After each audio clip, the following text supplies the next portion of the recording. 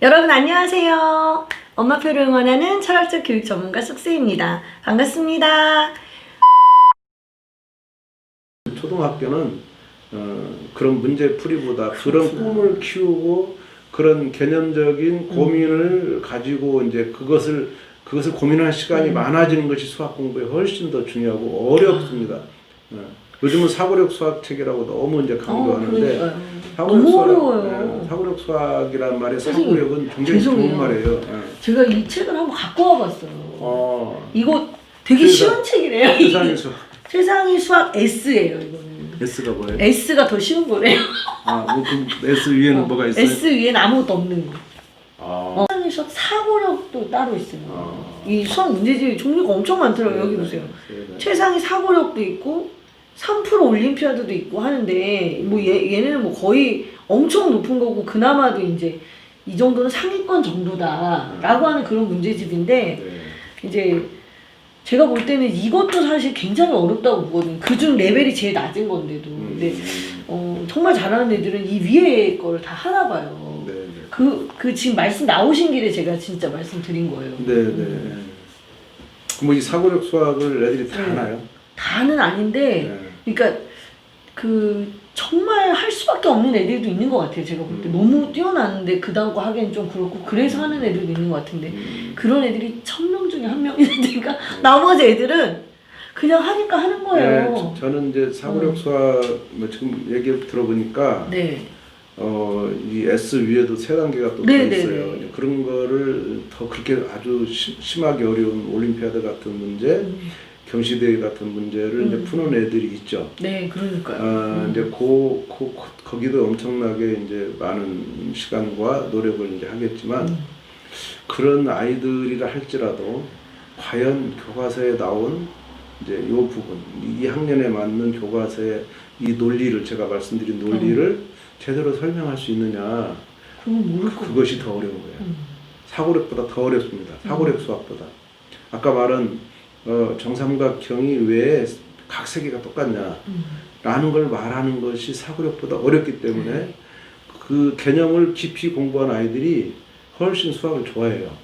왜냐하면 자기가 이까지 그 문제 몇 개 푸는 것보다 수학에 아주 중요한 정삼각형의 세 각의 크기 같다는 것을 논리적으로 설명할 수 있다는 것을 자기가 아는 순간 자기 주변 아이들이 그걸 못한다는 거예요. 그렇죠. 그게 훨씬 만족감도 크고요. 또 상급학교 올라갔을 때는 그것만 필요한 거예요. 사고력 수학에 나오는 이 문제 푸는 기술은 중학교, 고등학교 올라갈수록 필요가 없어요. 예, 고등학교는 논리적인 사고를 원하는 거지 이 문제 풀이 기술을 원하지 않아요.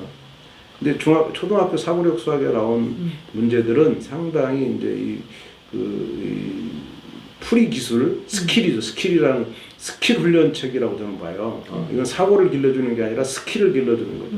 사고는 그 앞에 빠졌지만 논리적인 사고예요.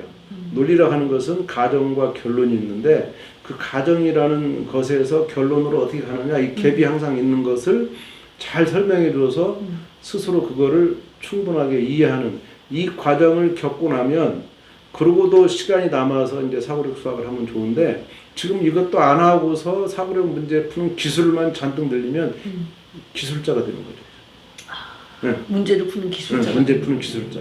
근데 세상에 성인들 중에 문제 푸는 기술자는 없어요. 쓸모가 없어요. 그거는 경시대회 상 타는 용이지. 좀 말하면 진짜 이제 수학을 하는 것은 수학자들은 문제 못 풉니다. 안 풀기도 하고 못 풀기도 하고. 제가 중고등학생들을 많이 봤을 때 수학을 진짜 좋아하고 중학교 때 그다음에 고등학교 올라가서 진짜 상위권 올라간 애들은 이런 사고력 수학 공부한 애들이 아니고 개념을 충분하게 설명하고 이해하는 아이들이에요. 그래서 그 아이들이 그런 아이들이 수학을 좋아하는데 불행하게도 수학 점수가 낮아요. 맞아요. 네, 80점 넘기가 쉽지 않아요. 왜? 수학을 좋아하는 아이들은 문제 푸는 걸 싫어합니다. 이게 이상하죠. 수학을 좋아하는데 수학 문제를 싫어하냐? 수학 문제가 너무 꼬여있기 때문에 그 꼬여있는 것을 개념으로 풀기가 쉽지 않거든요. 어렵죠. 그리고 풀고 싶지 않아요. 지저분해요. 깔끔하게 떨어지지가 않는구나. 여기 너무 지저분하게 꼬여서 개념이 막 3개, 4개 막 섞여가지고 이거는 그 자체를 외워야 되거든요. 그 훈련을 받아야 되는데 그 훈련 과정이 인생에 필요 없어요. 그 문제 푸는 데만 필요하다고요. 근데 인생은 이런 문제 푸는 게 없어요. 슬프다. 근데 내가 수학 개념을 논리적으로 설명하는 이 논리적인 사고는 엄청 필요하죠, 인생에서. 그렇죠. 그래서 수학을 좋아하는, 쉽게 말하면 현재 학교에서 수학을 가르친 선생님들이 대개다 이런 사람들인데, 선생님들은 중고등학교 때 수학이, 고등학교 때는 성적이 높겠지만 중학교 때까지는 그렇게 두각 나타내지 않는. 저도 중학교 때 80점 넘어본 적이 없는. 진짜요? 네. 근데 우리 반에서 시골 학교 중 우리 반에서 나보다 점수 높은 아이들이 많이 있었죠. 문제 푸는 훈련, 그때도 과외가 있었어요. 과외, 이제 어려운 수학을 하게 되면, 어렵다는 게 초등학교 사고력이 아니에요. 논리적으로 어려운 수학. 논리적으로. 개념을 이제 많이 섞여 있는 이런 수능 문제는 고등학교 올라갔을 때 더 심해지는데, 그거는 철저히 논리적이야. 특히 경험해보지 못한, 풀어보지 않은 새로운 유형의 문제는 개념이 없으면 안 돼요. 근데 요즘은 이제 그것마저도 다 훈련으로 막 1등급 받는 애들이 전혀 없진 않지만 한계가 있죠. 근데 수학을 개념적으로 공부한 아이들은 고등학교 올라가서 뭐 무조건 1등급 받을 수 있다, 자신 있게 말할 수 있어요. 그러면은 비록 그렇지 못한 친구들이 있다 하더라도 나중에 대학을 가고 또 우리가 성인이 돼서 살아갈 때 그 논리적인 사고는 계속 쓸 수 있는 거네요. 그러면 이제 이게 이제 수학한 사람과 아닌 사람은 성인이 돼서 조금 달라요. 우리가 우월의식이 뭔가, 수학한 사람은 첫째 뭐가 문제냐면 문과 출신이 아니기 때문에 표현도 잘 못하고 설명도 잘 못해서 사회적으로 두각을 나타내지 못해요. 사실은 이제 뭐 적당히는 살지만, 그래서 요즘 같은 시대는 또 이렇게 말하는 게 굉장히 중요하잖아요. 또 이렇게 이렇게 영상이나 이런 유튜브에 굉장히 이런 사람, 수학자들은 없잖아요. 선생님 말씀 잘하세요. 근데 이제 수학한 사람들은 표현이나 이런 게 많이 떨어져요. 사람들에게 딱 멋있는 말을 해서 이렇게 바람을 일으킨다든가 이런 게 좀 불가능한데, 기본은 하죠. 기본은 하는데, 그런 측면에서는 조금 다른 능력이에요. 수학한 사람들의 논리는 정확한 거거든요. 그래서 이제 이 삶을 살 때 나름 상당히 논리적으로 살아요. 그러니까 누가 이제 나를 가깝게 지내면 깜짝 놀라면, 선생님 이런 생각을 하고 살아요? 하는 게 달라요, 일반 사람들하고. 그래서 근데 이게 만약에 이제 취업이나 직장에 가면 다르죠. 직장에서 하는 일이 다르죠. 수학한 사람들 하는 파트가 있고, 그냥 그런 이제 영업이나 이런 회사를 막 이렇게 선전하고 이런 데 있는 파트는 아니죠. 그쵸. 기획이나 이제 이런 새로운 걸 개발하고 이런 전략을 짠다고. 근데 앞으로는 사실 우리 아이들은 수학을 이제 그냥 옛날처럼 할 수는 없는 세대잖아요. 수학이 모든 것을 다 이제 수학으로 갈 건데, 그런 데서 가지고 있는 자기의 그 기본이, 수학적인 기반이 전혀 없으면 새로 만들어진 여러 가지 사업이나 이런 것들을 이해할 수가 없잖아요. 맞아요. 그래서 조금 힘든 세대가 되지 않을까. 이제 우리 세대는 워낙 그런 것들이 고도화되지 않아서 수학적으로 그냥 대충 몰라도 뭐 사는데 지장 없었어요. 근데 앞으로는 수학이 애들의 삶이 될 거라고 생각해요. 그러니까요. 이제 로봇가 막 나오고 인공지능 나오는데 황당하죠. 내가 인공지능하고 뭐 인공지능이 내 삶을 막 지배할 건데. 그것을 수학적으로 이해하지 못하면 아마 쉽지 않을 거라는 생각이 듭니다. 그럼 지배를 당하겠죠. 아무래도. 그러니까 뭐든지 일단 알아야 그 우위에 설 수가 있는 거니까. 맞아요. 저도 알파고 닥칠까 봐 빨리 이제 아유, 왜 그런 말씀? 아니, 선생님 그런 말씀하시면 안 돼요. 우리 아직 어린 애기들한테 살날이 이세돌도 당하는데 우리가 알파고를 어떻게 이기겠어요. 근데 저는 이제 이기고 세상입니다. 진다 이런 걸 떠나가지고 그들이 사고하는 방식을 우리가 이해하지 못한다면 그건 당할 수밖에 없는 거죠. 맞아요. 그러니까 그 논리 정도는 적어도 우리가 알고 있어야 된다. 그리고 이제 제가 이제 엄마표를 자꾸 강조하는 이유가 아까 선생님 얘기하신 문화적인 부분 있잖아요. 그 부분 때문인 거예요. 그 부분 때문에. 아까 뭐 수평적인 문화, 또 뭐 평등하고 뭔가 민주적인 그런 문화에 대해서 얘기하셨잖아요. 그러니까 애들이 위로 올라가면 올라갈수록 입을 닫는다는 것 자체가 집안 분위기가 민주적이지 않은 거죠, 선생님. 저는 이제 학교에서 똑같아요. 초등학교 때는 아이들이 이제 질문도 잘하고, 말 잘 떠들죠. 뭐 자유자유하고 막 애들이 수업 장면 보면 애들이 막 거의 전부 손을 드는데 중학교 올라가면 아무도 손을 안 들어요. 그거는 사실 이제 아이들의 문제가 아니고 교사들 문제예요. 교사가 그런 문화를 못 만든 거죠. 이제 제가 궁금한 게 있으면 항상 질문하고 건설적인 의견을 내서 따지고 이렇게 해야 되는데 권위적으로 막았다든가 또는 어떤 조금 이제 예를 들면 제가 수학 수업을 예를 들면 애가 질문의 질이 좀 낮을 수 있어요. 선생님 저 중학교 1학년 교실에서 내가 선생님 저 왜 2분의 1과 3분의 1이 더하면 6분의 5가 되나 이렇게 이제 분수의 덧셈을 물었을 때 이해가 안 가.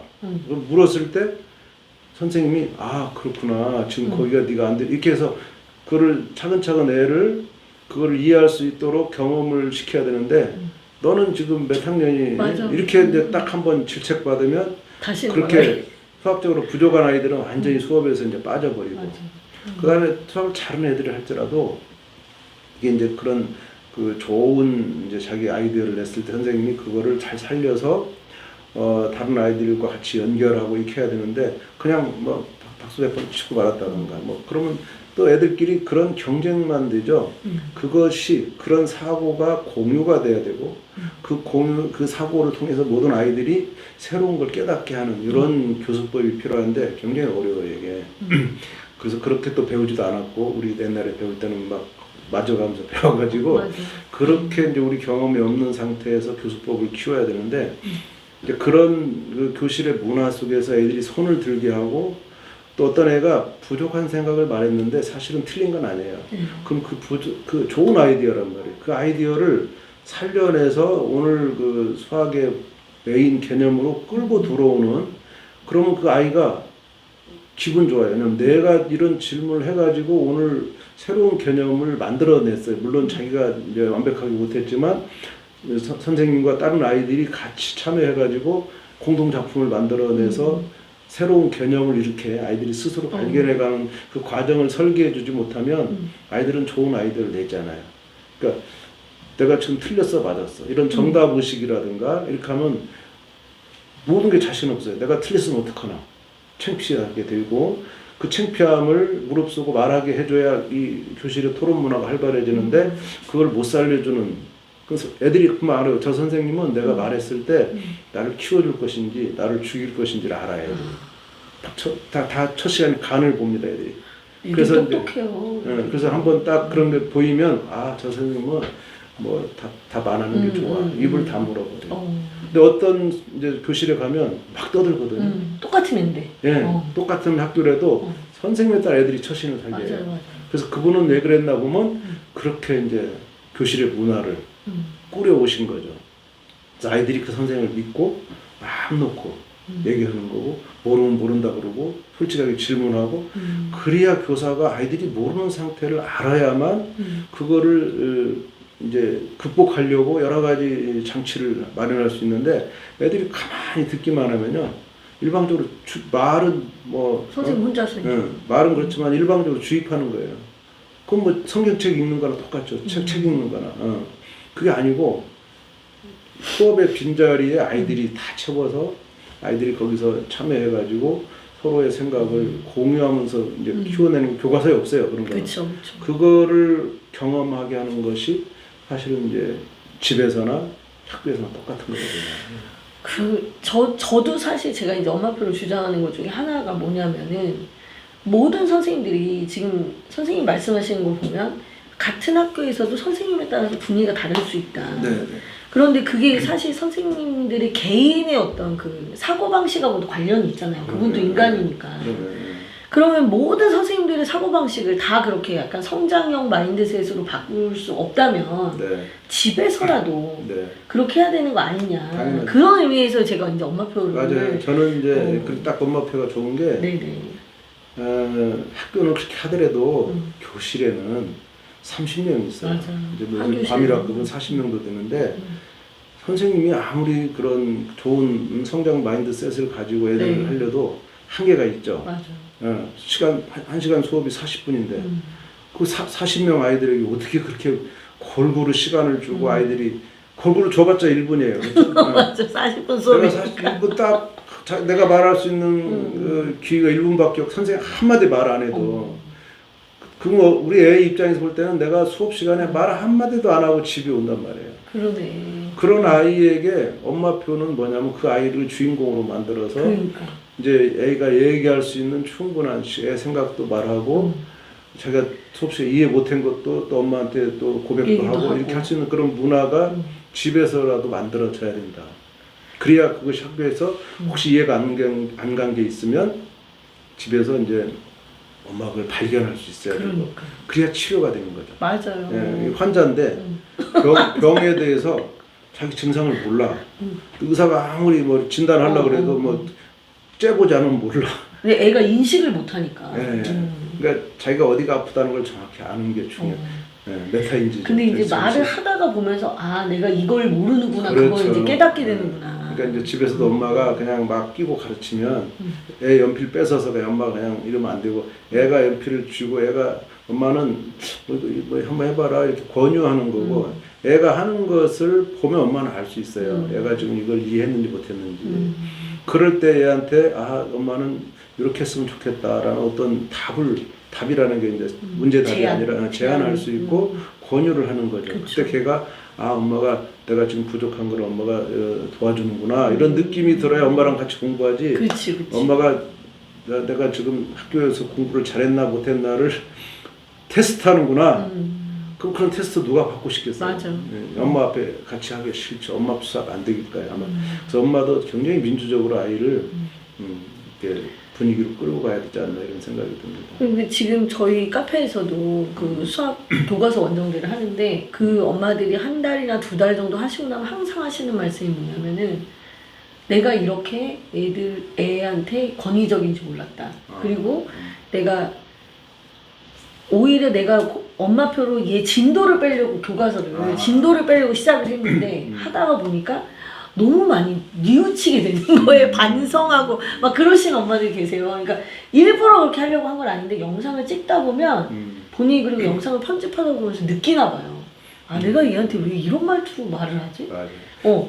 그런 것도 되게 많이 느낀다고 내가 하루 하시더라고요. 30분 수학 책 쓸 때 실험을 했었는데 네. 실제로 엄마 애들을 이제 데려놓고 이제 원래 부모님 강의인데 네.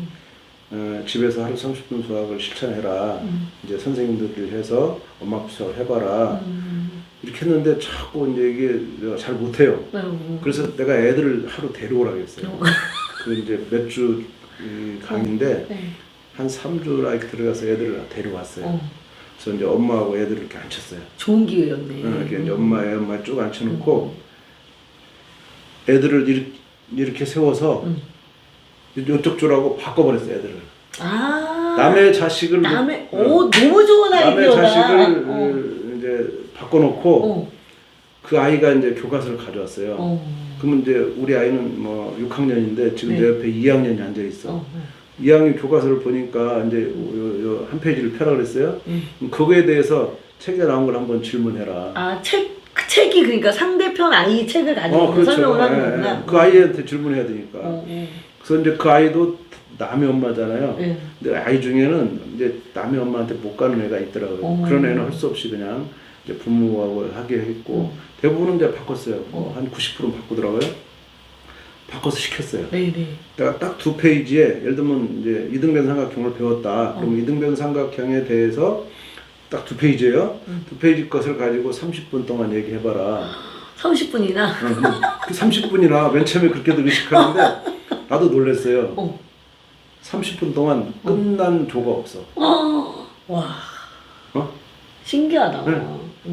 또 내가 부모님들한테 묻기만 해라. 그리고 뭘 했냐면 애가 답변하면 그 답변한 말에 수학적인 용어가 나와요. 그러면 거기 그 말꼬리를 잡아서 그것이 뭐냐고 자꾸 물어라. 이게 뭐지? 이게 왜 그렇지? 이렇게 물어라. 뭐냐고 물을 게 있고 왜 그렇지 하고 물을 게 있다. 그건 성인들이 알잖아요. 애 말을 잘 들으면 그거 뭐냐? 그거 왜 그래? 근데 이게 이제 선생님 놀이니까 한 존댓말을 쓰는 거예요. 그렇지. 선생님 이게 왜 그래요? 이렇게 그때 애들이 신나서 설명하는 거예요. 이건 말이야. 그렇게 하다 보니까 30분 동안 책에 한 장밖에 못 끝낸 조도 있고 두 장을 다 끝낸 조가 없어요. 근데 내가 30분 딱 이제 시간상 끝 해가지고 다시 이제 제자리로 돌렸어요. 네네네. 그 부모 자식 간에 실험하지 않았습니다. 싸울까봐. 맞아, 싸울 수 있어. 그래서 예, 이것 때문에 또 사이 나빠지면 안 되니까 나는 이제 부모님들에게 정말 이 자식을 민주적으로, 객관적으로, 인격적으로 보면 충분히 남의 자식처럼 할 수 있는데. 그래, 남의 자식처럼 네. 생각해야 돼. 근데 그 경험을 시켰더니 그래서 내가 엄마들의 이제 소감을 물었죠. 제가 이제 여러 말 중에 가장 지금까지 충격적으로 남는 말은 자기가 오늘 이 실험을 통해서 나는 오늘 내가 이중 인격자임을 알았다 이렇게 말하는 거야. 이중 인격자. 또 왜 다른 남의 자식에 대해서는 화가 안 나는지 신기하다 내가. 기대하는 게 없잖아. 아니 그렇죠, 객관적으로 보는 거죠. 그러니까. 거기 해야 되는데 이게 그래서 처음부터 민주적이면 되는 거예요. 근데 그 말은 그 사람이 본인 자기 집 분위기가 민주적이지 않다는 거예요. 내가 민주적으로 아이를 그 아이에게 모든 권한을 주고 또 아이가 스스로 할 수 있도록 기다려주는 그런 문화였다면 우리 집에서도 그렇게 했을 건데 남의 자식한테는 그렇게 할 수밖에 없잖아요. 그래서 남의 자식한테 해보니까 되는 거예요. 애들이 말을 그렇게 잘하는 거예요. 근데 내 새끼도 저 옆에서 말 잘하고 있었을 거 아니에요. 그렇죠. 네. 신기한 거죠. 그것도. 그러니까.